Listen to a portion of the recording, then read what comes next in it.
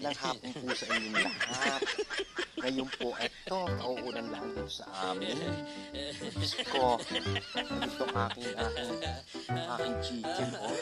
Isilin ko pa lang ngayon kasi napasasya. Oo, ayan. Nako, kaya naman, ang aking beauty. Kaya naman, best luck sa akin si Yoga. Bumaba pa nga si Yoga. Diyos ko, ayan po tayo.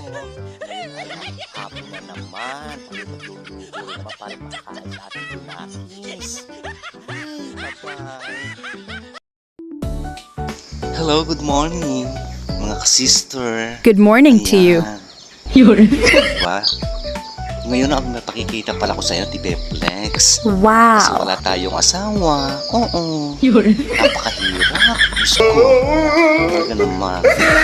Ito nga pala yung aking ginagawa ngayon. Wow. Ayan. Ayan. Alam niyo ba kung ano yan?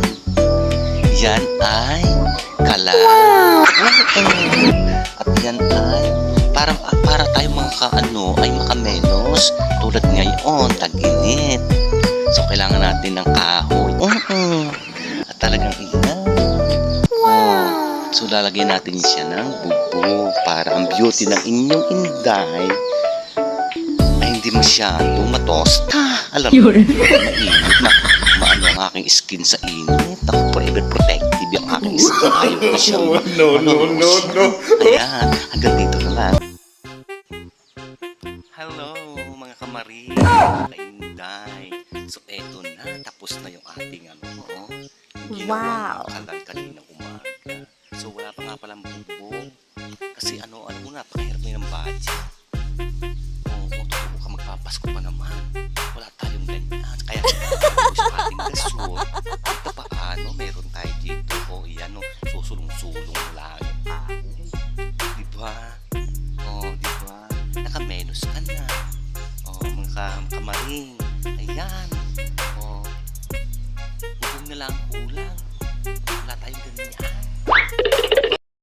Ay, tapos na maligo ang diwata ng gubat. Ang diwata ng puso ng saba. Ayan. Wow. Tapos tayong maligo. Tayo ay hinihingal pa. Diyos ko, kaya ako No. Hinihingal na ang iyong lola. Ang lola ng kasagingan. Ayan, tingnan nyo. Ang reyna ng diwata ng kagubatan. Ako, hinihingal na.